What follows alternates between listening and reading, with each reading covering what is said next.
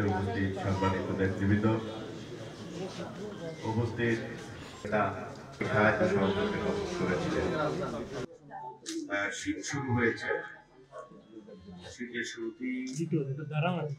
আজকে এই যে শীত বস্ত্র বিতরণ কর্মসূচি, এই বিতরণ কর্মসূচিতে যারা অংশগ্রহণ করেছেন,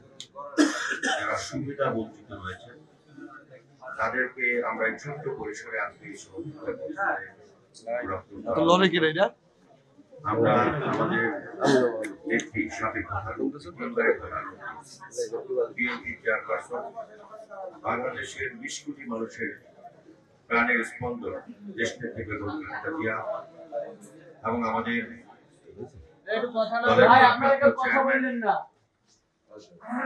আমাদের আশা প্রেরণার উৎস, অনুপ্রেরণার উৎস জনাব তারেক রহমান সাহেবের পক্ষ থেকে আজকে আমাদের এই ছোট্ট আয়োজন।